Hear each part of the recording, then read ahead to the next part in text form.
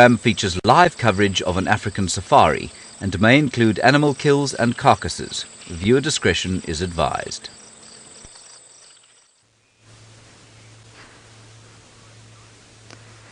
Welcome everyone to this wonderful, very hot afternoon in South Africa. We're coming to you all the way from Kruger National Park. We are looking at a lovely zebra, and this is Safari Live.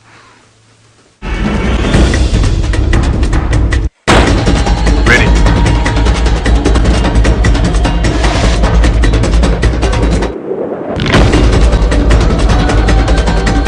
Standing by.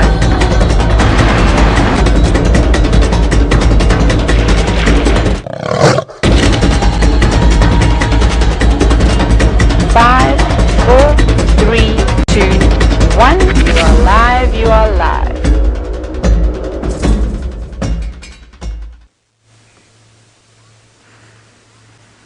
And off onto the distance, this beautiful stallion is going. Seems like he was a bit tired also of how hot it's been today.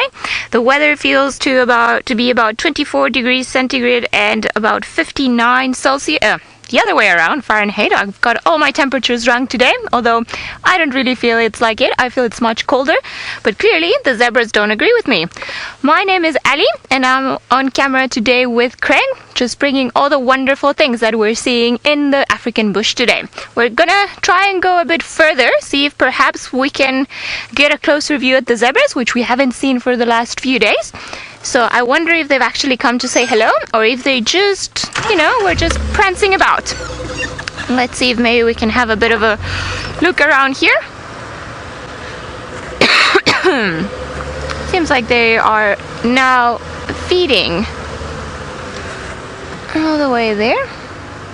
Alright, we'll be able to get there in just the next few moments. I just want to see if maybe we get a clear view.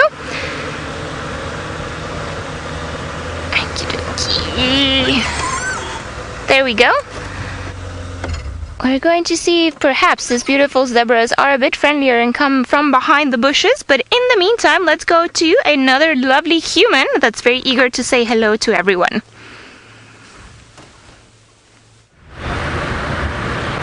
Good afternoon, everybody, and especially to, of course, the three schools that are joining us today. My name is Taylor McCurdy, and on camera with me is Sebastian, and like I said earlier, Senzo is also on board with us, just filming some behind the I've got all my words tongue-tied right at the beginning of the show, so hopefully I've got rid of them all now, and I won't have any more tongue twisters for the rest of the drive. Now, you've got to see some really cool animals with Ali already. I'm hoping that once we get to Buffelshoek Dam, we'll find some really cool animals of our own, but we've still got a little bit of a way to drive, and I thought that we would head all the way out to Buffelshoek Dam, because I know that there are some hippos that like to live in that water. There's about 4 of them, and I'm sure that you'd all like to see what a big hippopotamus looks like, and especially if there's more than one, and maybe we get them doing some amazing things, but we'll have to just wait and see, of course. And that's what happens when you go on safari. You don't necessarily see all the animals straight away. You've actually got to spend some time searching for them, and that's because they are all wild, so they are free roaming animals. It's not like a zoo where you go and they have different enclosures and then people feed them. These animals have to look for their own food all the time, look for their own water, and they can really go wherever they want to. Now, this area that the animals can move around in is 8.5 million acres of land, so that's really big. Can you imagine? I'm not sure what countries are a similar size. We'll have to look. I'm trying to think of maybe some places in the USA that will be familiar to some of you, but we'll have to jump on the internet at some point then and have a look. Oh my goodness, who's coming to visit us? I think I've just seen some buffalo tracks. African buffalo tracks. Yes, I have. 1, 2, 3, 4, 5, 6, 7, 8. Ooh, it's actually quite a few of them. Look at these footprints. See if I can show you. See, I want to try and get you a track that I don't park in there. I'll have to do it like this, just because if the sun isn't on the track, you can't see it very nicely. So look over here. This big round thing on the floor That's basically the same size of my hand. That says to me that this is from a big buffalo bull. A boy buffalo has gone walking, crossed in Djuma, the reserve that we're driving on at the moment. Now I'm trying to think where they would end. So I think we might actually go along Mvubu Road and then actually do a couple of loops before we eventually get to Buffelshoek Dam, because I would like to find this herd of buffalo. These tracks weren't here this morning on the safari, so that means that they must have crossed after the sunrise safari, so that's quite exciting. A nice herd. Wonderful. Okay, we're going to keep tracking and see if we can find these buffalo. Ali's still with the stripiest animals in Africa. Let's go take a look.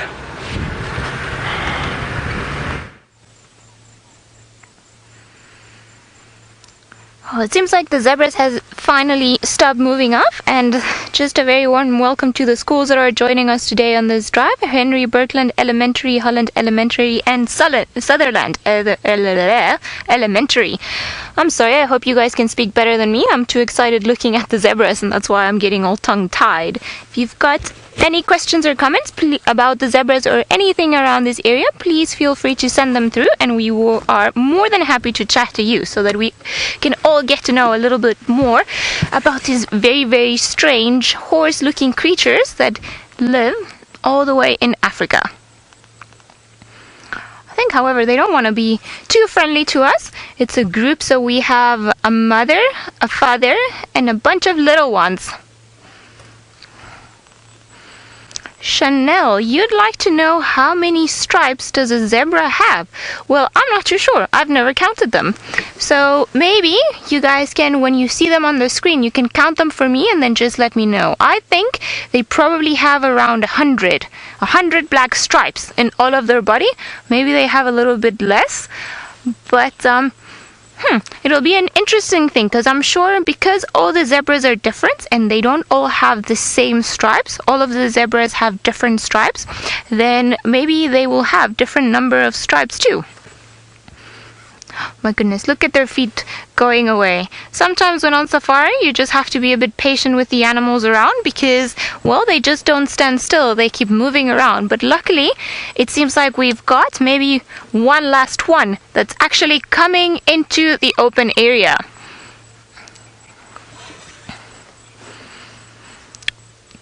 Angle. Zebras vary depending on their age. Varies. You'd like to know how old they can get. Depending on which area they live in, but normally they can live maybe as much as a horse, so I would say about 25 years or so. They do have a lot of things, or well, a very big enemy out here in the bush, which are the lions. So as long as they don't find any lions, they can live for a very long time. I think these ones over here are doing all their best to try and avoid them. Anderson, you'd like to know what zebras eat. Well, they eat the grass that is all around us. So now everything that seems a bit yellow, that is not a tree, so everything around here, this is what the zebras eat. And they don't eat anything else but grass. It's a bit boring if you ask me, because there are many, many yummy things out there. I don't know if you like chocolate, but I like it very much. But zebras won't eat that. They're very happy just to eat the grass and then drink the water, and that's pretty much it. I think our guys have disappeared into the bushes, so we're gonna go around and see if we can find them.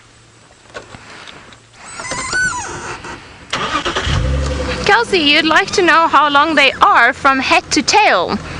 I would say about 1.7 meters or so, 1.6, somewhere around there. So I am about 5'8", if I'm not mistaken. So I reckon zebras are just a bit longer than me. If we go from the tip of the nose, and well, if we extend the tail, then they are a lot bigger than that, or a lot longer than that. But just imagine something in between a donkey and a horse. I think that's probably the length of the zebra. Oh, they've disappeared. It seems like the bush has eaten them all. You see, one of the reasons why they have all these stripes is just to be able to camouflage, to hide in the bushes and in the savannah without the animals seeing them. We're gonna carry on looking for the zebra, see if maybe we can find them again. I think, however, they are playing a game of hide and seek with us. But in the meantime, let's go to Taylor and see what tracking lesson she's got for us.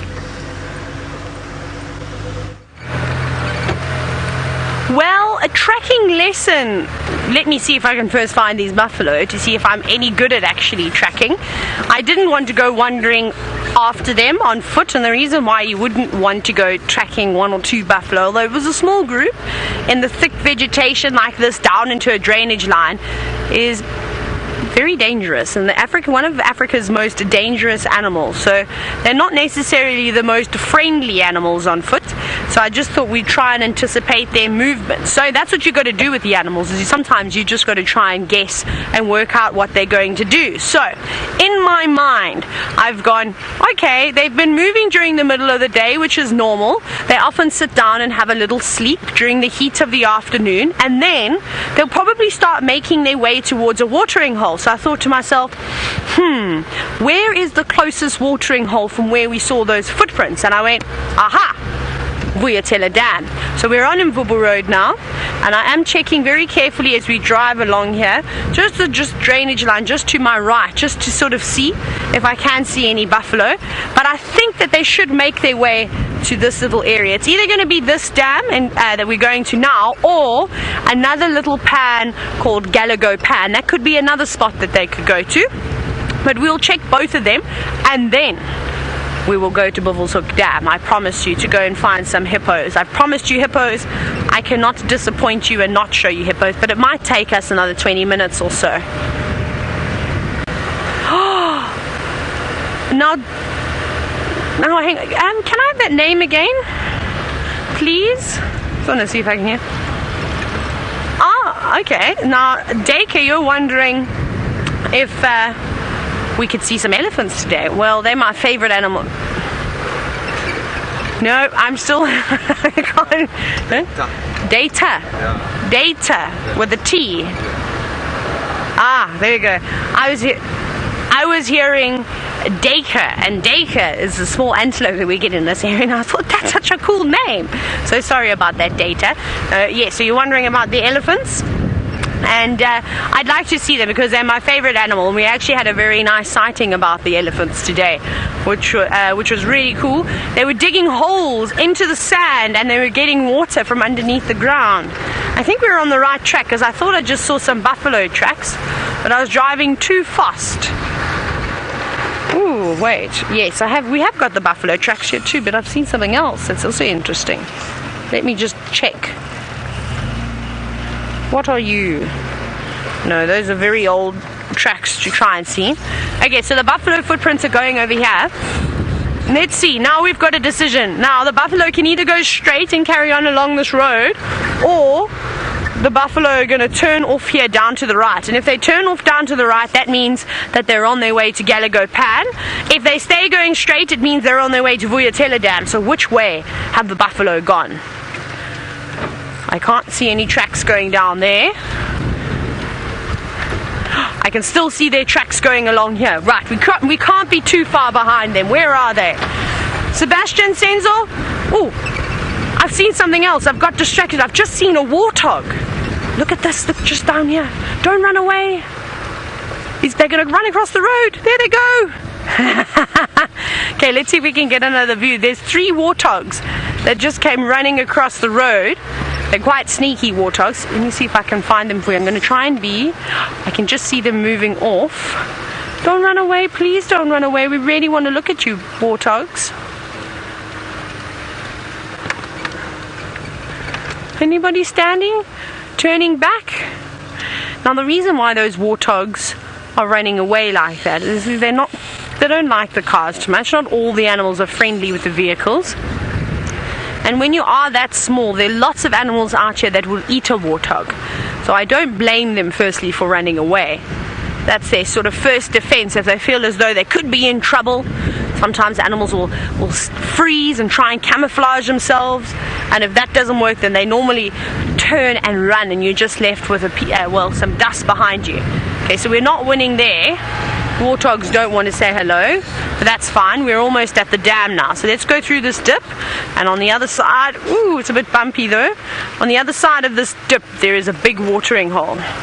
And that's where I think the buffalo have gone. Whether they're going to be there or not, I don't know. I don't know at all. But I hope so.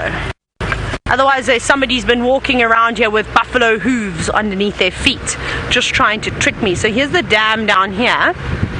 I can't see anything just yet. I'm going to find a spot where it's nice and open, so all of you can see down into the water. But it's just in there. Nothing just yet. Okay. Whew. Please be something. Please be something. We've worked hard tracking these buffalo. Now, let's go over this one bump and then we'll turn and see if we can spot anything. Christopher, hello. You're wondering how fast can those warthog run that we very briefly saw. Actually really fast. They can run up to about, I would say about 40 kilometers an hour. Now, I'm being sneaky because there's guests in the lodge, so I don't want to disturb them. So I can't see any buffalo just yet, but I can see a bird in the water just moving around. We'll have to take this view for now. Like I said, we can't go right in front of the lodge until the other guests are out on safari. So there's the bird I was talking to you about. Now that's actually quite funny to see this bird in the water. I think this is the first time I've ever seen an hardy-dar ibis probing in the water like that. They have a cousin, which is known as the African sacred ibis, which is black and white and basically looks exactly the same. And they go into the water. But these guys, normally just outside on the ground, they use those long beaks to probe around and get all the little worms and grubs and beetles. And that's exactly what it's doing now, is it's probing in the mud. But I can't believe it. I've never seen a hardy-dar ibis in the water before like that. That's really cool. Now you're probably thinking, how is that bird catching insects without looking at them, without spotting them with its eyes? And you can see that it's got a very, very long beak. And there's a nerve that runs in there, and it's a sensory nerve. So a sensory nerve means that it's almost like it can feel with its beak. And if anything moves in the mud or in the soil, in the grass, it knows exactly where to probe to catch it the next time. That is very unusual. Now, I know we're doing the school drive at the moment, but I would like to just put something through to all the other viewers out there, and just keep remembering this, because I'm going to chat about this sighting a little bit later in a bit more depth. So yes, what I want to know from all of you is, have you ever seen a hardy-dar ibis doing something like this before? That's very interesting. Now, and there's something else I want to show you here. We'll leave this hardy-dar ibis because we have no big mammals that we're looking at, but look at this big tree. I'm being very naughty, like I said. I'm just driving just on the edge here. Look how crazy this is. It's a huge marula tree. I'm going to park right next to it. And you can see how it's growing. It's not particularly growing very straight. So it's just been chasing the sun. But look at that big patch of sand that's on the trunk of this tree. Now those are from elephants. That is mud. So they've come down to the water, the elephants and the buffalo, the hippos, the rhinos, all the different types of animals that like to cover themselves in mud on a hot day to keep them nice and cool. They also like to have a good scratch, and I'm sure all of you know how nice it is when mom and dad tickle your back or give you a back scratch, but unfortunately the animals haven't got anybody to do that for them, so they have to do it themselves, and a marula tree makes for the perfect scratching post. So you can see, but it doesn't look like any of that is very fresh. It looks like maybe from yesterday or the day before. It has already started drying in the hot African sun. The middle in particular is quite dry. So that height lower down could be from anything, but as soon as you start to go up and you get to about, it's probably about 6 foot off of the ground, you know that it can't be anything else but an elephant, because there are very few things out there that are as tall as an elephant. Giraffe maybe, but giraffe don't like to cover themselves in mud, so it won't be from the giraffe. That's pretty cool though. So that's typically a thing that we'd be looking for to see if the elephants were in the area, but it doesn't seem like they were here today. Woo! Now we're doing a little bit of off-roading here. We're back on the road. So we're going to keep searching. I think we're going to go towards Buffels Hook Dam now and see if we have any luck that side. But let's go back on board with Ali and Craig and see how their afternoon is going.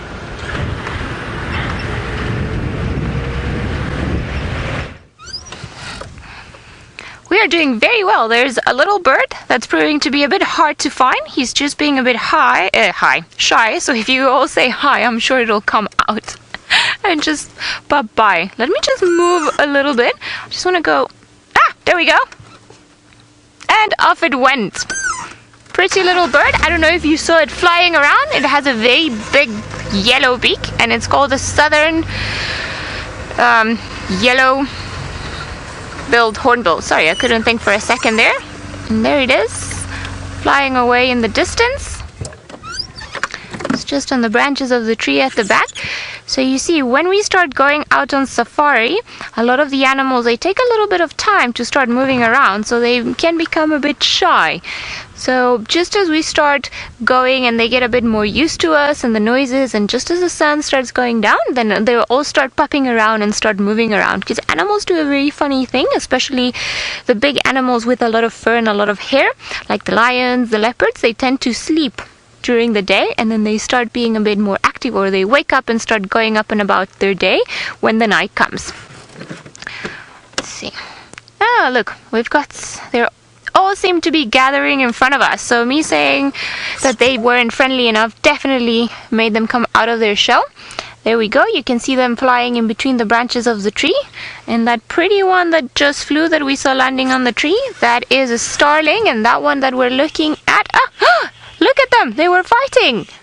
Huh! That was not nice! So those two up there, those are the starlings that have just kicked out the hornbills from their place. That is very naughty of them. That's not how you play. All of them making this noise, is being like, no, this is my tree, my tree. So you see, even birds fight for trees, in case you didn't know that. And they don't like sharing, because a lot of the times there will be holes in the trees, and that's where they make their houses. And I think in this particular case, the hornbills and the starlings are not getting along, and clearly they don't want to share their space. Look at them. I wonder if they're going to start fighting again. So the hornbill is the one on the right, and then the starlings are the two black ones, and maybe it's, a boyfriend and a girlfriend, and they're looking for a place to move in. Or this is the area where they live at night, and they're not too happy with the hornbill being here. Perhaps the hornbill wants to try and take the hole in the tree. Or sometimes, look at them. The one at the bottom definitely tried getting it again. My goodness. This is all sorts of bird drama. Look at them going. That's not nice of you guys. I've never seen them so feisty against another bird. But clearly this is their tree, and they don't really want to share it with anybody else. Look how beautiful the road stretches ahead of us. So let's just carry on down the road and see what else we can find around here. Lots of pretty things to find. I am very surprised at the hornbills and the starlings fight. It was quite funny, almost like, when people don't want to share their lunch or things like that. Naughty birds. Where's your house? Is that what you don't want to share? I can hear them talking. Kevin, yes, they can fly. Pretty much, or most of the birds that we get in South Africa can fly. I would say just maybe two big exceptions, or two birds that cannot fly. The ostrich, because it's too big and the winds don't really have too much power to lift them up. And the penguins, that they don't really fly, but they can swim. So we'll forgive them because they can do something that's just as equally cool. But the rest of them can fly. Those ones over there, they were just almost like jumping. I don't know if you saw them, because sometimes if they can, and they're so light that they'll jump from one branch to the other, and they open their wings a little bit and they flutter, and then they get there. So they don't have to fly very hard like some of the other birds do. But definitely all of the ones around this area can fly. Ostriches around here, we don't see them all that often, so it would be quite nice. But can you imagine an ostrich flying? And can you imagine if an ostrich started dropping things from when it flies? Too big, too big. Patla, you'd like to know if these birds eat fish? Sorry, Chantal, if you can repeat that for me, or if birds in general eat fish. The ones that we were looking at, those ones don't eat fish. The two of them. The ones that we were looking at, they eat insects, but we have many other birds that do eat fish. We've got a very beautiful eagle called the fish eagle. And like the name suggests, it eats a lot of fish. That is actually the main thing that it feeds upon. And then we've got a lot of tiny little birds like the kingfishers, for example, that they love eating fish. Let's see what happens over here. I don't know if Taylor has shown you guys. I don't believe she has been able to find these guys. We are just busy looking at one of the prettiest creatures in the bush, which is the Impala. Very, very common, and we see them all throughout. And we love seeing them because they're so pretty. And normally we will see one boy. We've got one beautiful male, which is the one with the horns at the back. So it looks very much like the deers that you get all around the world. And he's just busy following all of the girls. So I think maybe he's in love, and that's why he doesn't want them to go. And the girls, there they are. You see, they're not interested. So the girls are normally all together, all having tea and coffee together, and then the boy is just there waiting for them. Isn't he pretty? Oh, what are you doing there? Are you eating? Oh, you see, he's got an itch. So he's scratching his face. You see, because they don't have hands like we do, or they don't have paws like the lions or leopards, or maybe if you have a cat, you've seen it use its paws to scratch its face. So what do? They go up to the nearest tree, and then they start scratching their face against the nearest tree.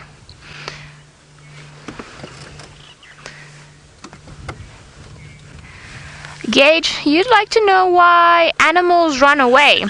Well, these animals are not really running away from us. I think it's, if you can feel, or you know, if you can see my hair blowing in the wind, there's a bit of a breeze coming in, and that's what the animals don't really like, especially this ones, or the ones that we've been seeing that have to escape from the predators, the lions and the leopards, because all of this wind, it doesn't allow them to hear them as nice. So I don't know if you've ever stood and there's a lot of wind howling, or in the middle of a thunderstorm, you can't hear us clearly. So it's the same thing for them. So sometimes when it's very, very windy, also they get cold, so they prefer going into areas in between the thickets, like the zebras did earlier and the impala are doing now, just to make sure that they have almost like a little house, a little fort where they can stay in and just see if there are any predators coming around, but also just, you know, to keep warm, because the wind is very, very cold, and we are here in winter. You see, I'm even wearing a jacket now, so it's not the thickest one, but I'm still quite cold. So I'm sure if I'm cold, they must be feeling cold too. Let's see. Michael, you would like to know if impalas have any predators, and I would say they are probably the ones with the most predators. Lots of things like eating impala. Lions, leopards, hyenas, and when impala are very, very small, also we will have some eagles coming down and taking them, pythons, very big snakes, what else is there that would eat them? Smaller cats, all sorts of little things tend to eat them. So you see, they are quite clever, and they're all hiding away in the distance, going in to their almost like homemade fort of trees. And I'm sure that's why they're all there. We are lucky in this area because the animals are quite relaxed, so they learn to run away from the predator. So if they see them, they start running around. But when it's quite clear like this, we might think it's with us, but they are actually just doing it for themselves. Christopher, you'd like to know how fast impala can run.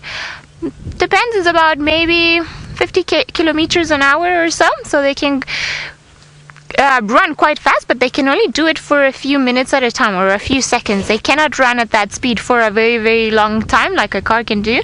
But what they can also do that is very, very cool, they can jump very high. So when they're escaping from a predator like a lion or a leopard, sometimes they can jump up to 11 meters. So that's almost, you know, 4 times me, or probably even more than that. So they can jump very, very far away and very high, much, much higher than what we can. I'm sure even if you see your teacher and you think that they're very, very tall, an impala can jump on top of your teacher sometimes. Let's see if we can find any more impala or anything else around here, but in the meantime, let's go to Taylor that would like to show you one of the trees that the animals like to hide behind.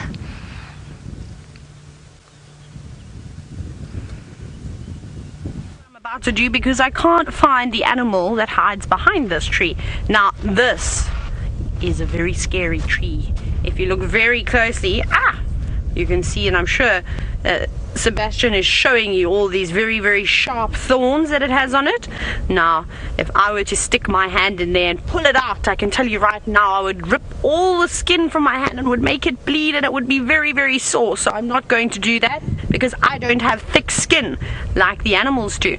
But the buffalo, the big herbivore, the one that eats all the grass that we've been looking for, unfortunately is hiding from us. And that's actually where this tree gets its name from. So the common name for this tree is a buffalo thorn. And the reason why this happened, or why it got this name, is that when the lions were trying to chase and catch the buffalo, which is the favorite food of the lions, and particularly in this area, the buffalo would stand, and he's got big horns and a big body, and he would go, I don't know where to go, I don't know where to go, I'm surrounded by lions, what am I going to do? I can't take them all on. And then he realized, but wait, I've got very thick skin, much thicker skin than a lion has, and he would reverse his entire backside all the way into the shrub and just have his head sticking out, and then he could swish and swat at the lions with his very, very sharp horns, and they would keep away from him, and they couldn't go around and catch him from the back because that's the side that he's most vulnerable at, the easiest way for those lions to catch him. And then basically, I think the lions would get a bit bored of waiting around and off they go. Now, a lion's skin is not very thick, not like a buffalo's hide, so they would get quite hurt coming through these branches. But they're nasty, and I can show you. Just look how they hook on my shirt. Let's go underneath. I'm stuck already now. I don't want to get my skin stuck, so I'm hoping. There we go. Look at that. So you've got the hooks underneath that hold on, and then you've got the very sharp pointy bits too, which will stab you. Just when you think you're free, you go, ah, and then you get pricked again. Now I've got lots and lots of cuts and scars from buffalo thorns, but let's climb back onto the car now. Right. Let me get in. You can see the car moving a bit. Senzel's also just climbing back in. Right. Now let's start going towards the dam. Are you in, Senzel? Is safe. I've got two cameramen now I've got to make sure are on the car before I get moving, otherwise I'll be in trouble. We don't want to lose one of them. So that was the story of the buffalo thorn. Now I'm really, really hoping that I can find a buffalo to show you a buffalo, but it looks like there were some elephants maybe walking around in this area during the day. Or maybe they're also going to go to the water, which is just up here. Now, Ariana, it's great to hear from you this afternoon. You're wondering how fast can a buffalo run. So we were talking about how fast warthogs can go and how fast impalas can run with Ali. Now, a buffalo unfortunately can't run as fast as an impala, but that's okay because they've, like I said, they've got other things that they can defend themselves with, like for instance their big horns. So I would say a buffalo at full tilt, probably only reaching maybe between 35 and 40 kilometers an hour. They can't go too quickly, but it's like a big steam train coming towards you. Because even though they're not going so fast, they're quite big and they're quite heavy. So you wouldn't want to be hit by a buffalo, I can promise you. They're like, I don't know how to describe an African buffalo to you. They're like very, very big cows, but that are angry, and they just don't like anything and anybody, and so they're grumpy all the time, and that they even look grumpy too. But there's some wallows up just not too far from here, so maybe we'll find some buffalo, because the buffalo actually like to sit in shallow water during the day and just sort of rest and keep cool, have a little siesta, have a sleep before they get moving again.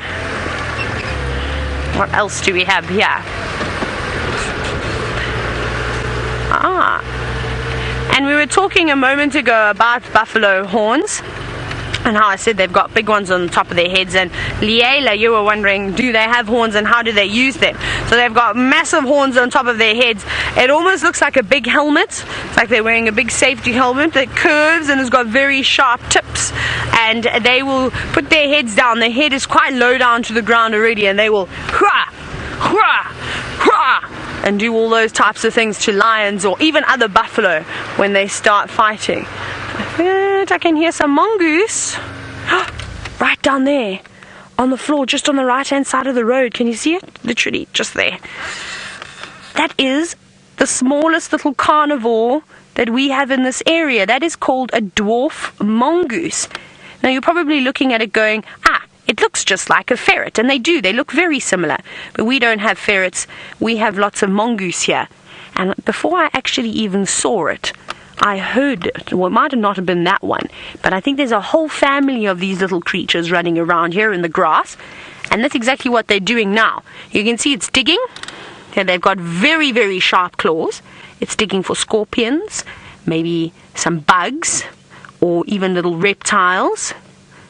But can you also see how it's being very cautious? It's very nervous out here in the bush. It's a dangerous world for an animal so small.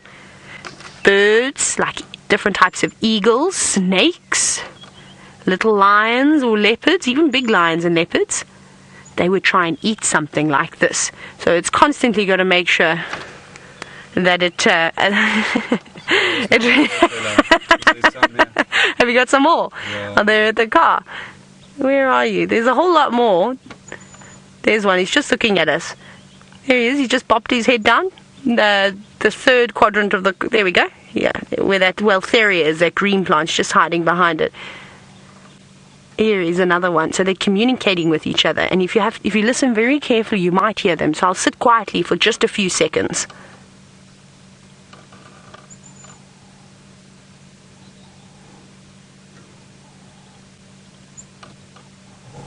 It's very difficult to hear them, but they're going shh, shh, shh. It's like a high-pitched little whistle. There they are. There's another head popping up.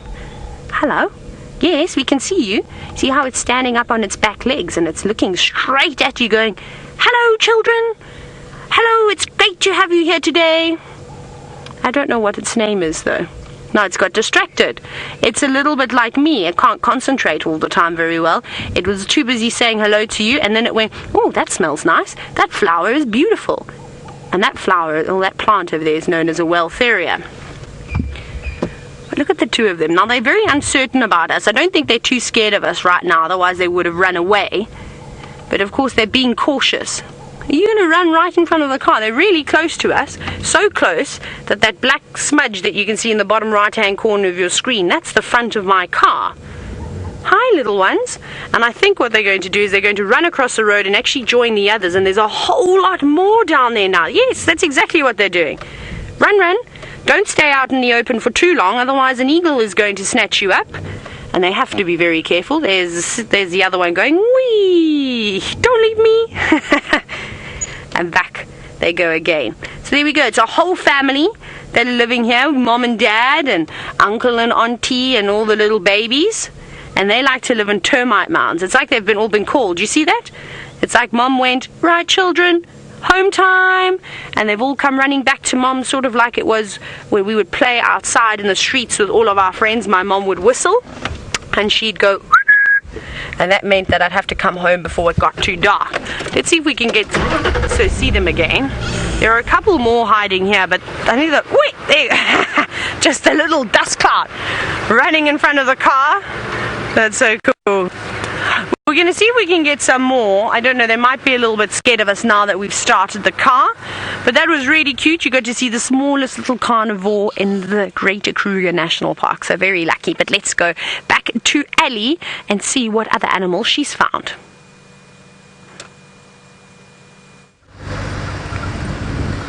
Well, I have managed to find so far a pink elephant, a blue whale, an orange flamingo. No, I'm joking.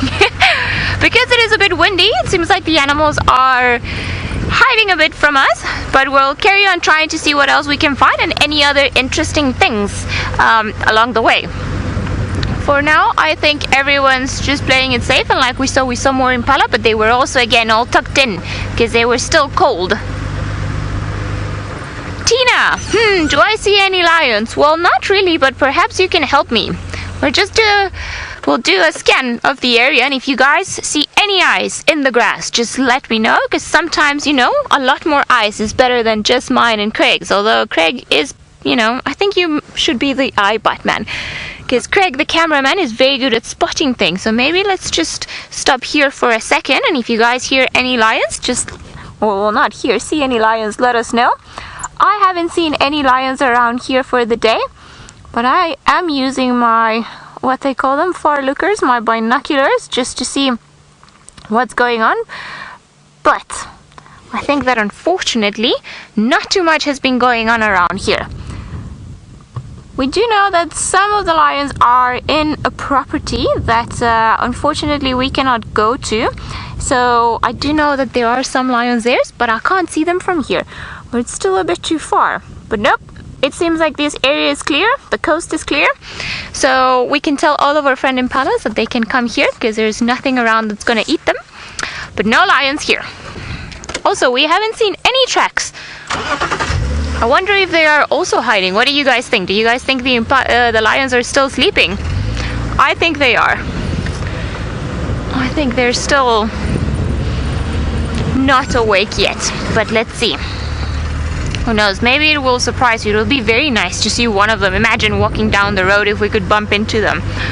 Sometimes they do it. Sometimes when it's like this, and they'll take the opportunity and start moving around before they normally do, which we always like, because then we get to see them moving around and not sleeping, which is something that lions love doing. They really, really love sleeping.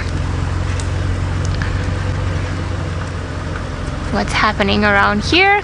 No little creatures. Also, I see no more lions around this particular area. I wonder.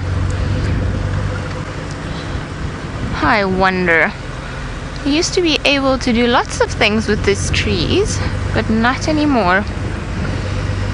Alright, we've got another beautiful marula tree in front, and I believe Taylor was showing you a marula tree earlier on, but I just want to show you something that is very interesting about the marula we've got in front. So this is one of the trees that the elephants love, and I know it's got very few leaves now, and that's because we're going into winter, so you see a lot more branches than when we see leaves. But when the summer comes again, you will see plenty of leaves. But what I want to show you is just to give you an idea of how small us humans are in comparison to elephants, which we haven't seen yet, but maybe we will today. So over here where I am, up here, and you guys might just have to take my word for it, all the way up here there's mud. So you may wonder, how does the mud get up there? Because normally, you know, there's no big puddle here. Nobody's been jumping in the puddle and throwing all the mud up there. So what has happened is we've had a massive, very big elephant coming around, and a lot of the times they get itchy after they put all the mud on their skin, or they want to take it off. So I would imagine that a very big male just came around, you know, with his back like this, and then he started scratching up and down the marula like this. And that's how all the mud got all the way up there. And I can almost touch it, but not really. Maybe I need to start eating more vegetables, see if maybe I can grow. But that is quite cool, isn't it? Just to see how far elephants go and how short we are. Because I'm not a particularly small person, but I still cannot get all the way up to where the elephants are. And I think that's a good reminder that whenever we are out in the bush, we need to look for everything from the very, very, very big to the little signs that tell us that an animal has been around here. Oh. I'm a bit tight here. We will go carry on our search, but in the meantime, let's go all the way to the Masai Mara, where our friend Brent has a spotted friend that wants to say hello to all of you.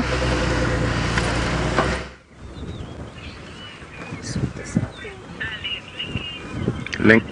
Welcome to the Masai Mara, the magnificent, marvelous, mystical, magical Masai Mara in Kenya. My name is Brent Smith. I have Dangerous Dave Easter on camera, and we are coming to you live from one of the most iconic and spectacular wildlife destinations in the world. And we have some white-backed vultures feeding upon a hippo that we suspect was killed by hyenas last night. Now, there was a hyena feeding, but it's wandered off with a full belly to find some shade. But I'm sure later on tonight, the hyenas will be back. And who knows, maybe the lions might come to battle the hyenas for this carcass. And I would love to hear all your questions from the wonderful schools that are joining us. So very, very exciting to have you here on safari, both in South Africa and in Kenya. Now, sometimes it can be a little bit gross when you're watching this type of stuff, but you must remember, nothing goes to waste.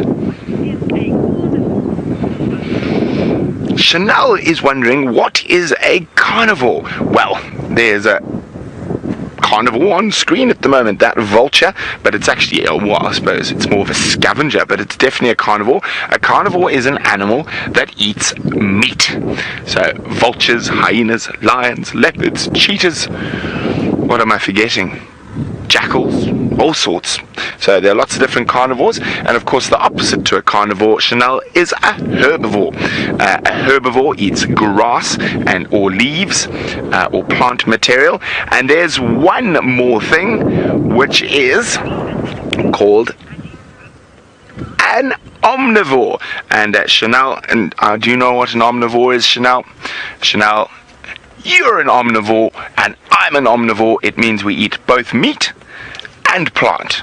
So we're omnivores, and I know we only got to see you for such a short while here in Kenya, but to our wonderful schools, it's been grand. I'm glad I got to show you the vultures and the hippo, but we're going to say toodaloo and we'll see you soon.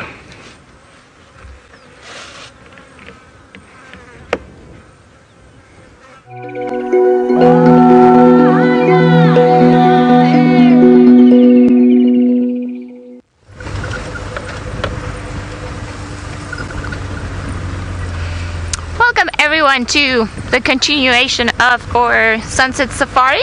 Just before I forget, I would like to let you, or to remind you of two things actually. The first one is that you can use the hashtag Safari Live just to send through any comments or questions you may have. We love hearing from all of you. And the second thing is that tomorrow morning our sunrise safari will be 45 minutes shorter. So we have a scheduled staff meeting, so if you can just spread the word and let everyone know, we would really appreciate it. But look at that pretty view over there. I just want to go back because I don't think we get clear days like this one all that often. Look how beautiful it is, all the ridge all the way over there. I love it. I think it's fantastic when you can just see green all around you. So everything that we see in the distance, part of it is Djuma, part of it is Buffelshoek, and part of it is Torchwood, and probably very, very, very far away, part of it is the Kruger National Park. Quite interesting. Lots of things around. Right, so Taylor and I have decided to swap roles this afternoon, see if maybe we can swap our luck around. So she has decided to take the northern side of the property, the northern side of Djuma, and I'll be exploring the southern side of Djuma, see if perhaps there's anything around. There were apparently some lion tracks coming in and out this morning from the southern side, but so far no luck, haven't been able to pick up on tracks, but if there are any, we will definitely follow up. Other than that, updates from our cats. I don't think there's been much in terms of our spotted friends. Seems like Tingana is gone somewhere else. And I believe the Styx Pride are in a kill somewhere on Torchwood. I don't think they're too far from our boundary, so who knows, maybe they'll come back onto an area where we can view them. The Nkahumas, I'm not too sure. We've been getting some mixed reports, but hopefully they'll come back into a place where we can see them soon enough. For now, we're just happy to explore Djuma and see what else it is that we can find around here. It is quite windy today, so a lot of things seem to be hiding away. We will carry on fighting the wind and see what else there is to be shown around here. But let's go over to Brent in the Mara with a hippo carcass. I wonder how that got there.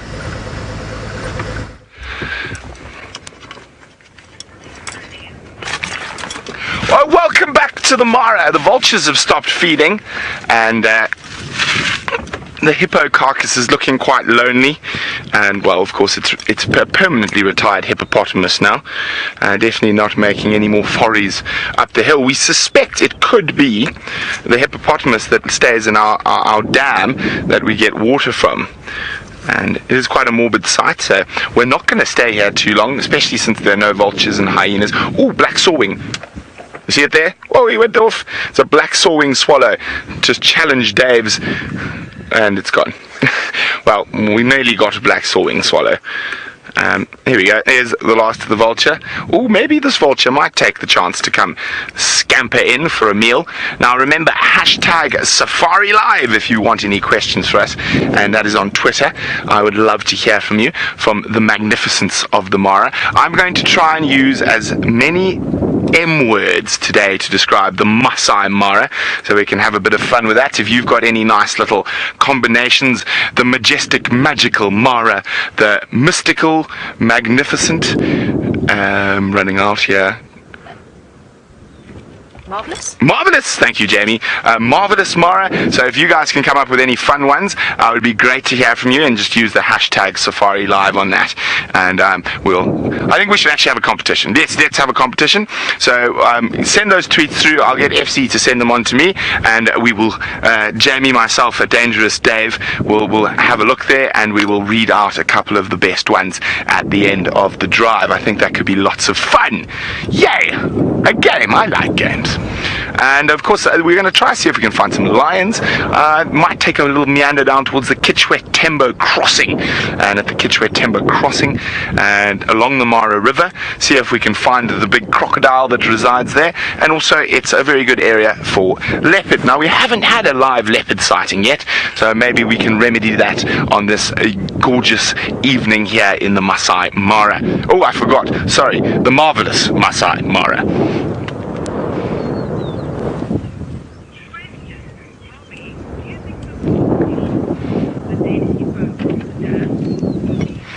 Bobby is wondering, do I think the park people will remove the dead hippo from the dam? This is not a dam, Bobby. This is not a man-made structure. This is actually a natural seep. So the water comes down from the escarpment that you're going to see behind me shortly. So it rains up there, and then it comes down through the grasslands, and you've got they are a type of duplex soil here. So what happens is you've got this volcanic ash layer, and that's the nutrient-rich area that the grass is like, and below that it's on some of the oldest volcanic rocks in Africa, and of course the water can't get through that rock. So what happens is that water will then travel along the boundary between the ash and the rock, and where there is a chance, just go up here, there we go, Davey, I'm going to duck, I'll duck for you, there we go.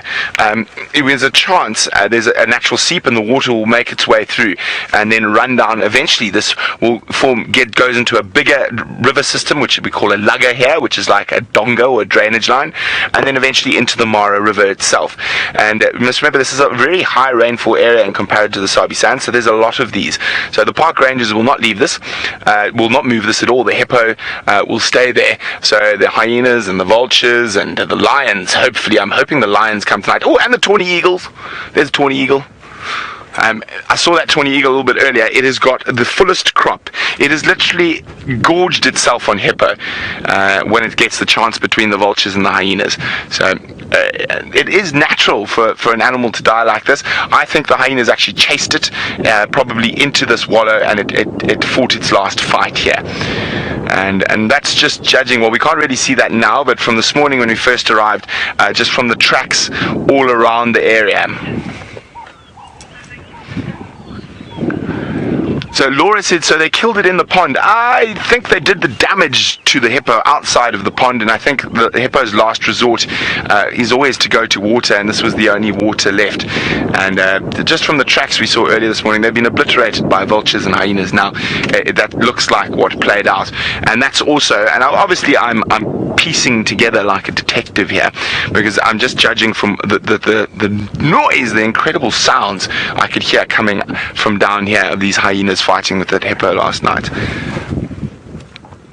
Okay, well, we are going to try see where we're going to go next. I think let's go to the north, towards the Mara River, see if we can maybe find a spotty friend, and who knows what else. Now, we're going to do some driving. Someone else is driving around, but a long way away from us is Ali. Let's go see how she's doing.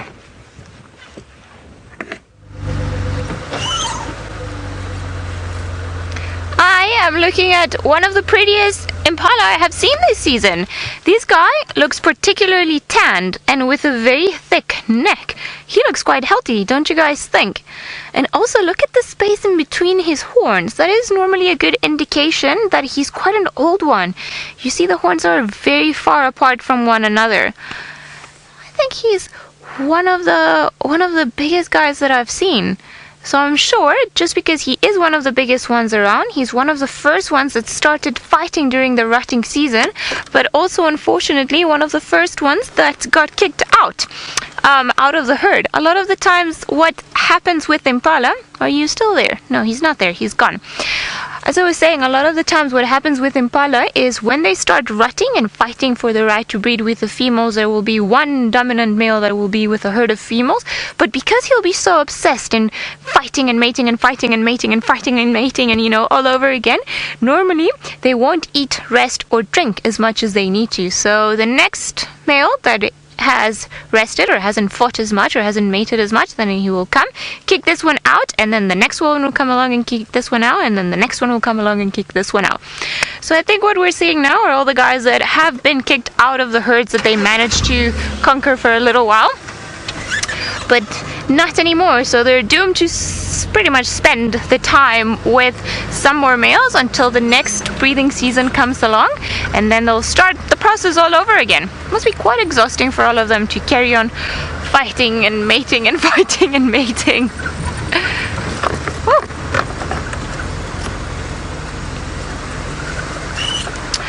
Judith, the Impala rutting season pretty much finishes, because that's, in case you were wondering, I'm sorry, that's what you were asking, I got distracted with the track. It finishes roughly at the end of May, so it'll last for about maybe 3 weeks or so. So they'll start going into the rutting at the beginning of May, or in sometimes, if it's been a particularly good year in terms of rain and food abundance, they'll start sometime in April, and then it'll extend for about a month, where all the males will try to mate with as many females as possible, and then pretty much the testosterone levels will start going down, hopefully, and ideally all of the females will be pregnant, and then they'll give birth at the beginning of the rainy season. So it is quite a fascinating time of the year to be around when the Impala start rutting, because they are very beautiful animals, but you also don't seem to think that they could be that aggressive. But when they start fighting with one another, they can really hurt each other, and often you will see them walking around, with a big gash on the side, or I have seen them sometimes with a piece of horn sticking on the rump. So they can get quite aggressive, and I suppose mating season and mating rights are no jokes for the Impala. But I think that is all gone now. They all seem to be pretty relaxed. You don't hear them vocalizing as much as they were earlier on. So I'm pretty sure everything's settled, and everyone's just pretty much going to take it easy for another year until the next rutting season starts next year again. Just doing a bit of a boundary drive.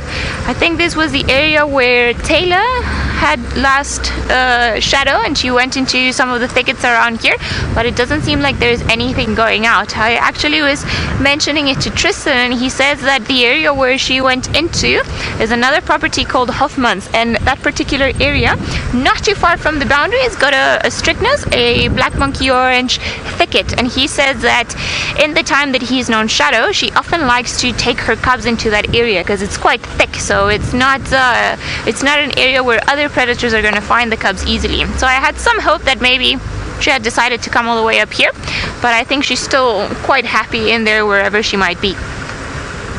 So, hope dies last, so we'll carry on looking for them.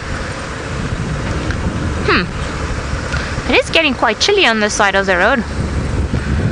I wonder, the Weather Channel said that it was about 24 and 54 degrees when we started the drive, and apparently that's the temperature, but I feel is a lot less.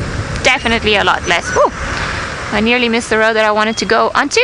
Let me just reverse if I manage to get good old Rusty to cooperate with me. We're gonna carry on fighting with Rusty, who's not, I'm sorry, you're actually being very good to me, so I'm not going to complain.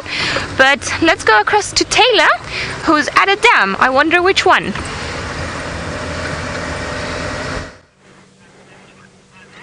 Well, I'm so sorry for keeping you at bay, Ali.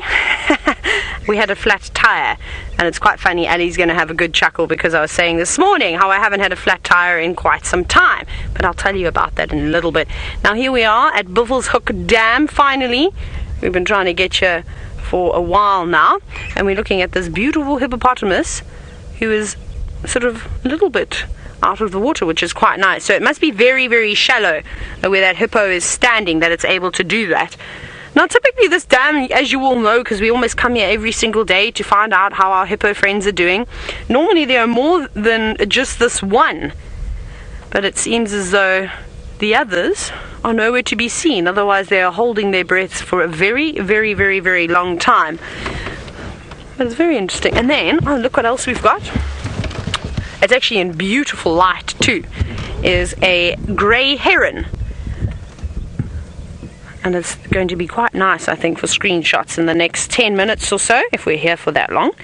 Beautiful mirror shot of that grey heron sort of just standing and waiting very, very patiently for a little fish or a frog, or even maybe a baby terrapin to swim past, and it will then snatch it up. Now, what's interesting about herons is their fishing technique. So you get many different types of birds that will fish, from kingfishers to, of course, the herons, and a whole lot more. I just thought I heard something in the distance, sorry. Just making sure. No, it wasn't anything. So anyways, this heron has got an interesting technique. So it'll actually wade through the water and try and flush prey out like that. At the moment it's taken a different technique, and it's actually just waiting very patiently until a little fish swims past. Now that's a good area that it's in. You can see there's lots of little grass there too, so those fish and frogs and things will come around there, and then it will stab them. Now Roshni, you've said that that's a lovely reflection. It is. It's really, really beautiful. There's a very gentle breeze out this afternoon, not very much, just a little one. So you can see a couple of ripples in the water, and also those ripples there might be fish or insects, but you can see that heron's just taking a very, very slow step. Look how careful it's being, putting its foot through into the water, making sure that it doesn't create too much movement on the water surface. Now I just want to see, it's making its move, if it's perhaps maybe spotted something and it's going to try and stab at the water. Let's see. Come on, birdie, you can do it. Give us a kill for Monday afternoon. Wouldn't that be fantastic if it were to do something like that? I think herons are my favorite birds. It almost looks like it actually looks like it's hungry. I don't know if it's hungry or not, just the way that it moved its beak a bit about made me think of a cat licking its lips. Well, in the cartoons, how the animals always lick their lips when they're hungry. Of course, they don't normally do that. Well, dogs do that, I suppose. But isn't this just absolutely gorgeous? Now, come on, birdie, catch us something. I seem to have a lot of luck, too, with the herons. I've seen a number of live kills. Maybe this afternoon will be another one. But with something like this, you've got to be exceptionally patient and willing to wait quite a long time, because you never know how many jabs at the water it might take before the heron is successful. But a perfect beak, sharp like a steak knife or the tip of a Maasai spear. But it doesn't seem like we're lucky just yet. Anyways, we're going to sit here for a little bit longer. I'm going to send you across now to Ali, who's managed to find her friends, the zebra.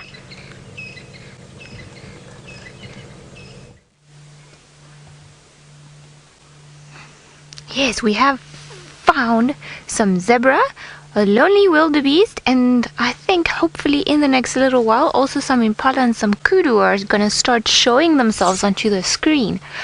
It's just a very interesting point in the change of season. Hello, boy. He's the only lonely one around here, probably feeling a bit left out because he doesn't have all that much company with everyone else around here. Are you? I had some hope that maybe he was going to start rolling in the mud over there or have a nice dust bath, but it seems like he decided against it. He's feeling a bit shy. I think the zebras are being a bit over-empowering and have pretty much claimed this mud wallow to themselves. I think there are about maybe 10 different ones around here. And they've all taken their time to inspect us, look at us, and then go straight back onto the water. Just, I think more than drinking, what they're doing is actually feeding on the grass that's not too far from the water, because probably that grass is a lot more palatable.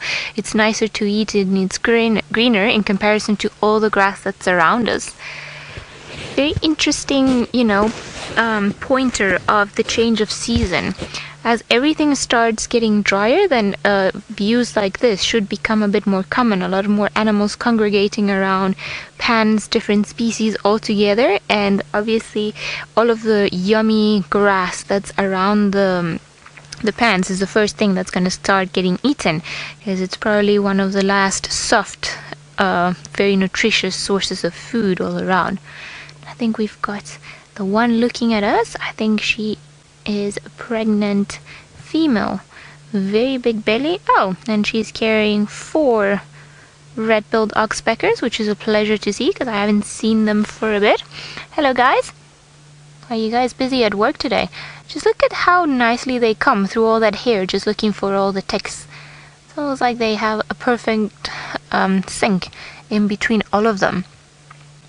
So we've got now 1, 2, 3, 4, maybe a 5th zebra coming in. But like I said, it is funny because I was doubting that they would come and drink, because zebras are normally quite fuzzy also about the water that they drink, but as the water sources become less available to them, then they're going to have to pretty much make do with what is there. But for now, I think they can still afford to be picky. We can see all those tails moving around. It's almost like all of the fans, trying to make sure that all of the flies go away from wherever they are, because they don't really want them sitting on them. But I think the oxpeckers are also doing them a favor.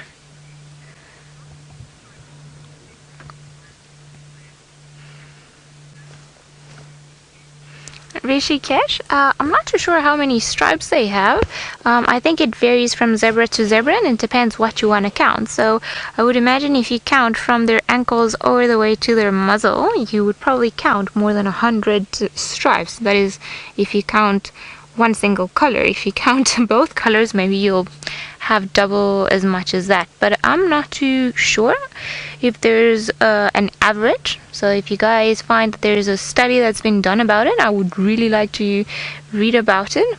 But as far as I know, there are a lot of theories about maybe why they have stripes and what function the stripes have got, but I don't think too many people have actually bothered in finding out if, the amount of stripes varies. I do think there was a study that was done in either Kenya or Tanzania, because all of the new research points to the fact that zebras have stripes to prevent tsetse flies from landing on them.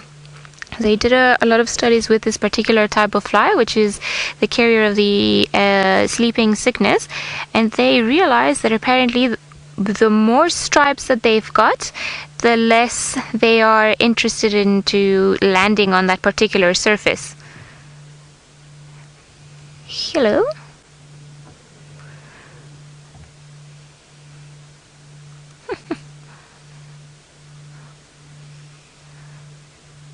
Suzanne, you call them pajama donkeys.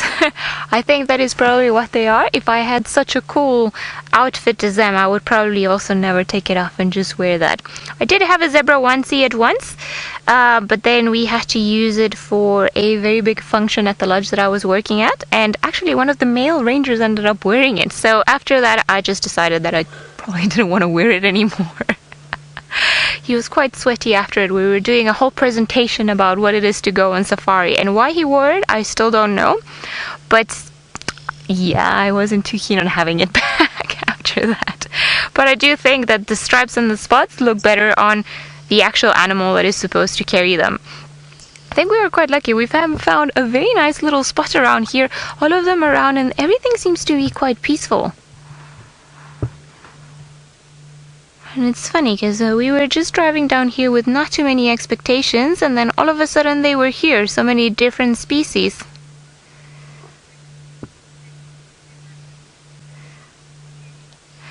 Jenny, you'd like to know if there are any offspring of zebras and horses in South Africa? I would imagine that in captivity there are, but they are not creatures that would normally occur in the wild. So we call a hybrid everything that's a mix of two species that wouldn't normally mate together.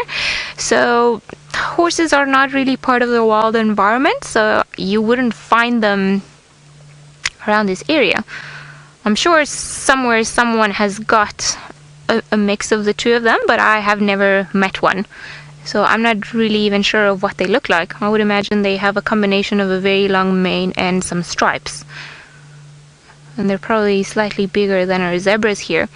Funny enough, when the first settlers arrived into this area, they tried domesticating zebras. However, their back is not ideal to carry weight for a long time, so they ended up damaging the back of a lot of zebras. But also, they don't really like being domesticated. They're quite feisty animals, so they don't like obeying anyone's rules but their own.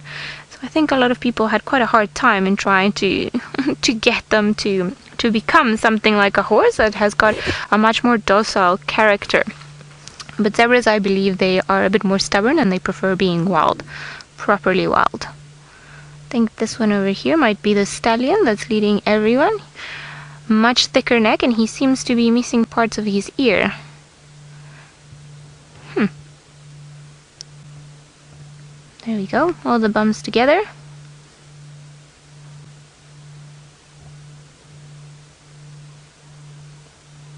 I think they're peacefully going to carry on grazing around here. It's funny, this morning we had no zebras around, and then this afternoon we've been lucky with 2 different herds, which is always good. Oh, there's some loving there. Are you scratching each other? I'm not too sure if that is some loving or some competition going around there. Because obviously, just like the lions, you know, when they get up and they start rubbing the heads against each other, a lot of the time zebras will groom each other or nibble upon each other, just as a way of maintaining good social relationships between a group. So it's, you know, their way of tickling each other and just being friendly and just reminding everyone that everything's fine and they're all pretty much on the same team. However, when the boys start getting a bit older, then their aggression levels start escalating. Michelle, I believe the average lifespan of a zebra is about 20 years old, if I am not mistaken. It could be a little bit more depending on an area or how much food they can find. But I will have to double check on that, but I do think it's somewhere around there. Most animals tend to live between 15 to, I would say, 35 years of age, depending on their age, and that's, you know, a broad average between all of the African mammals, or the larger African mammals. I think somebody's got an itch that they can only scratch on somebody else.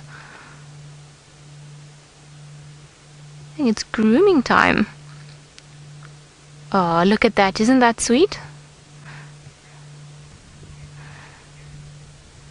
Dazzle of zebras. While we carry on being dazzled around here, why don't we go over to Taylor, who I believe has got a heron. We're still sitting with exactly the same heron that you saw just a moment ago, except it's looking more gorgeous now because the light has just turned that beautiful golden color, which is what we were actually waiting for. Isn't that lovely? And I must tell you that I admire the patience that herons have. I think I need to become more and more like a heron, because I don't know if I would be standing there all day long waiting to catch dinner. I think I would just change my diet completely. Obviously it's not as easy as that, but how great is that? So we've been sitting here for a while, and it hasn't made, or I don't even know if it's a male or female, but it hasn't made an attempt at catching a fish or a frog just yet. Oh, did you see how the ripples caught its attention? Look, it's making its move now. I did look like it saw something pop its head out of the water. Whether it was a terrapin again or what is a fish, I'm not sure, but it's definitely caught the attention of the heron. And it's quite deep there. The water is much deeper than what it was just a moment ago. You can see most of its legs are covered now. But it moved quite quickly, so I think with the ripples that heron is creating, I don't know if those little fish will still be there. Let's hope that I'm wrong. I hope that you do manage to catch something. And what I do love as well. I love many things about birds. I love all types of birds. But the long neck that a heron has is definitely a key feature and a sort of a core, not ingredient, what is the word that I'm talking about, but it's definitely a necessity for this heron. Especially if a fish is a little bit out of reach, it can still sort of stick its head right underneath the water and quite far in to snatch up a little fish. And I hope it does catch something. Maybe a nice juicy platana, which is a type of a frog, or a tilapia, maybe even a little catfish. Should we have a guess? If this heron does make an attempt and catch something, I'd like to hear from you, of course. What do you think it's going to catch? Let's see what the census is. Do you think it will either catch a tilapia, which is a fish, a frog, or what else? Let's go with a tilapia or a catfish or a frog. Let's see what your guesses are. So hashtag Safari Live of what you think that this heron could potentially catch this afternoon. It'll be nice. Maybe some of you are heron whisperers and you get the answer right if we are privileged enough to watch it jab something out of the water. Come on, heron. I think you can do it. See, it's moving in. There's a little ripple that's happening just on the left-hand corner of the screen, and I think that's where it's moving in. You see that? Looks like it's fixated on that spot. But to me, that looks more like movement from insects, though, because there's quite a few little ripples. But with insects on the surface of the water, it's almost like it's the heron's bait. That will lure the fish to the surface, and then, of course, the heron can just strike. As the fish is getting its meal, it will be its last meal, the last supper, before it goes down to the gullet of this heron.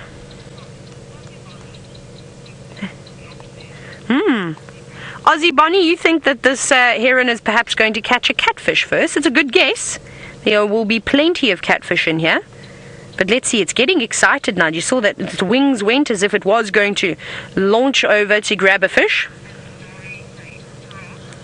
Now, Michelle and Laurie, you say possibly frogs. That's again a good guess. So we've got 2 frogs, and we've got Aussie Bonnie who guesses catfish. I'm going to go with you, Aussie Bonnie. I think I'm going to guess catfish too.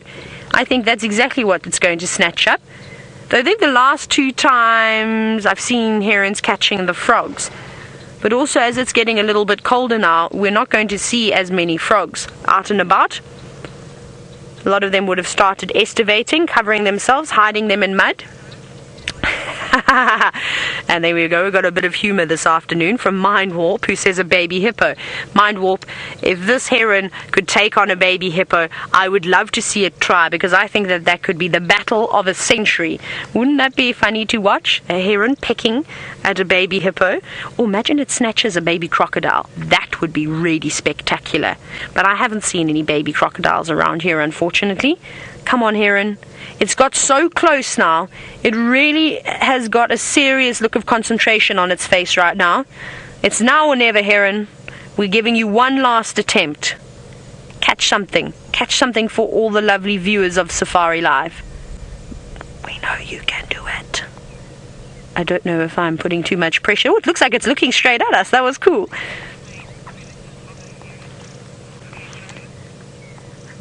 Now, Pedro, as we stare at the beautiful reflection of this heron, you're wondering what are the predators of this bird.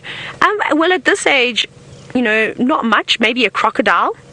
Maybe even something like a monitor lizard would be able to take down a heron.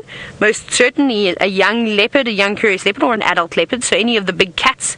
But they wouldn't necessarily want to go for something like this. But I have seen many leopard hunting Egyptian geese before, so I wouldn't see why they wouldn't go for a heron. Maybe even some of the big eagles. Maybe something like a martial eagle would be brave enough to go after something like this, but I don't know if anyone has ever seen that before. So I think in the water, crocodiles would be a heron's biggest threat, but here at Buffelshoek Dam, I have not seen any signs of a crocodile. Our friend Boris, I think, has long gone. Boris was a crocodile that moved around here occasionally, but we saw it more often out of the water than we did inside the water. It seems as though we've been outsmarted. No, not we haven't. The heron has been outsmarted by the fish this afternoon. So I think we're going to move on now. I'm going to send you across to Ali, who has got herself a couple of kudu.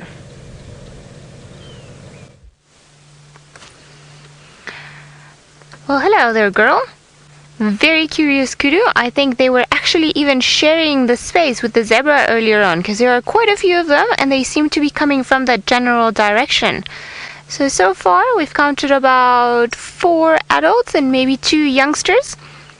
There's one of the youngsters there at the back moving across, just nibbling on all the branches over there. Hello, is your face intertwined there? Sometimes we see the animals with gashes in their ears or little cuts. This is often how they get them. You see that to feed, she's got to put pretty much all her face amongst the branches of the trees. And imagine when they've got some thorns or spines, well, it's easier for them to get just like little punctures or little wounds on their ears. It's nothing that's going to be, too dramatic for them or that's going to hurt them too much, but it's a bit of a wear and tear. The older they get, the more that they will have them, and this is quite common for all of the creatures around. I mean, if you see some of the lions, hyenas, leopards, impala, the older they are, normally you can start seeing it on their ears. I think that's pretty much where most of the animals carry their age. Hello, are you stretching up? It'll be funny, at this time of the year we will start seeing feeding lines, so depending on the type of vegetation that a particular animal likes eating, then we will almost see like a straight line, because it also depends on the height of an animal. So sometimes it's quite obvious with giraffe and elephant. You will see a tree that has got a certain area where they can feed upon, and there's nothing growing below it.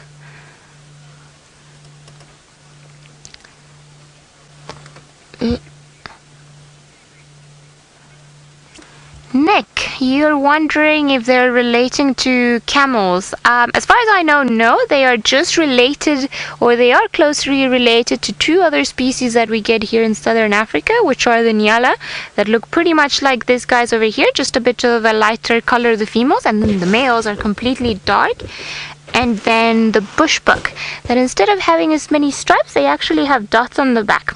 And you may wonder, why are they all related? Well, it becomes a bit more obvious in the males, because then they have beautiful, beautiful big horns that start twisting in the way of a spiral. So as far as I'm concerned, these 3 are the closest relatives that they've all got. I don't know if we go back genetically to a few generations maybe, or millions of years, maybe they all come from a common descendant. I am, however, not too sure about it, but no, they are not directly related to camels, although they tend to do quite well during times of drought. But I think nobody can survive as long as a camel without water. I think maybe some of the giraffes could be able to compete, and then they were thought to be distantly related to camels because they've got such an efficient digestive system that they're able to virtually pull pretty much all the nutrients from everything that they eat and all the moisture, so they don't have to drink all that much. These kudus that we've just seen now, they've all come from a water hole, so I know they're cheating. And they're not quite like the other ones. I think they're taking it slow today. The wind seems to have died down, so there's a good chance that they will start seeing a few more things walking about. Oh, look, there's some coming ahead of us that might just cross the road. So I just want to stand a bit still and not make too much of a noise, because they are somewhat of shy creatures. So I just want this youngster to come in front of us. They all seem to be heading slowly this way, just because they're so pretty, and I don't want to scare them away. I think now that they've gotten used to their presence and they've realized, that we're no lions or leopards and we're not really interested in eating them, that they're becoming a bit more confident. Although maybe I have jinxed it, because now she's found a very tasty branch that she seems that she cannot get enough of. Come, girl, be friendly. Come onto the road.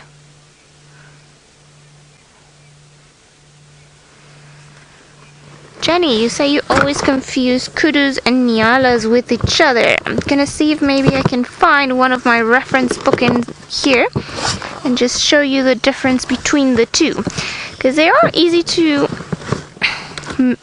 get confused, because they do look very much alike and they are obviously related to each other, so that doesn't make it any easier. So you guys just keep an eye on this beautiful kudu while I find them in the book, just to show you guys what they look alike. And then once you manage to see them, then you'll be able to see that they are quite different. But I think it's easier to have just some visual aid and be able to understand what's the difference between the three of them.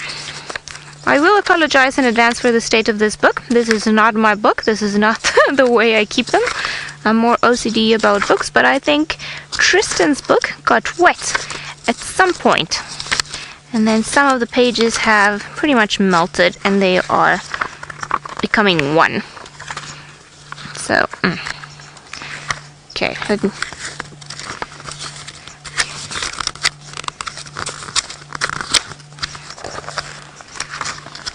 Alright, I am almost there, trying to find them for you. I think maybe I've gone a bit further ahead what I should have. Okay, eland. No, these ones are not eland. Zebras, blue wildebeest. Ah, some elephants angry in the distance. We'll go follow up. Alright, so you see we've got the kudu here, very beautiful.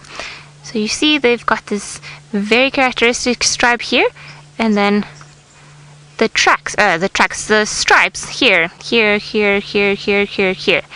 And then this is what the females look like, and then the boys are pretty much this one's over here. So you see these beautiful horns.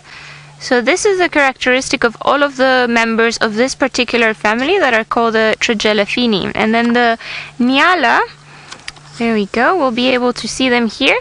They just are a bit more confusing because male and female Nyala are so different from one another. So the males are of this very dark color, but you can see also that they've got all the stripes around there, and they've just got this long socks. And then the females around here, almost like the kudu, you see they're pretty much the same as the photo that I showed you before, just they're a bit more reddish in color. And then I think maybe the tough one to try and identify is the big male that you see around here, just because it's so different from the kudu. I just want to see if we do this. Almost. So if I put the book like this, you'll be able to see Nyala, Nyala, Kudu. So very much the same. All of them have got stripes, which makes it a bit complicated, but the Kudus are grey, and the female Nyala are a bit reddish, and these ones are black. Right, I think our friends here are not going to cross onto the road. It seems like they've taken the chance to go back in. But let's go over to Branton the Mara, who's got something that is, I hope, much more alive and up and going than our kudu friends over here. Well, the magical, marvelous, magnificent, and mercurial. There's a new one. Mara continues to deliver, and we're with one of the Angama lionesses who's battling the biting flies that are all around. Fortunately for us, the wind is keeping them away, and I don't think we're quite as smelly as she is, so the flies keep going to her. Remember, this is 100% live from the magical Masai Mara in Kenya, and we are waiting with bated breath for a question from you. And if you want to send us a question, use the hashtag SafariLive on Twitter.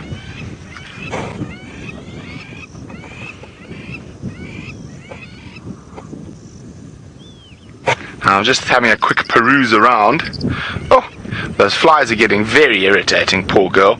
You bite them, bite them.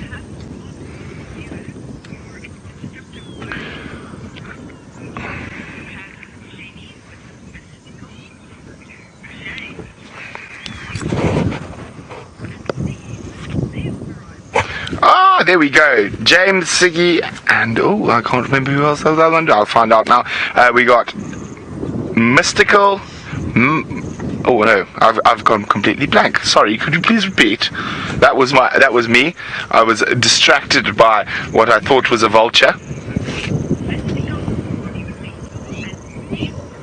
Mystical, monumental, and mesmerizing, all really great ones, and that is wonderful. Keep them coming. I'm going to let Jamie be the judge today, so you can decide out of all the words we hear which M is the best to suit the marvelous Mara. And as I said, remember, this is 100% live. You are seeing these incredible animals at the same time as we are, and it is just such an absolute privilege to be able to share the magical parts of Africa with you. Oh, that was horrible English, Brent.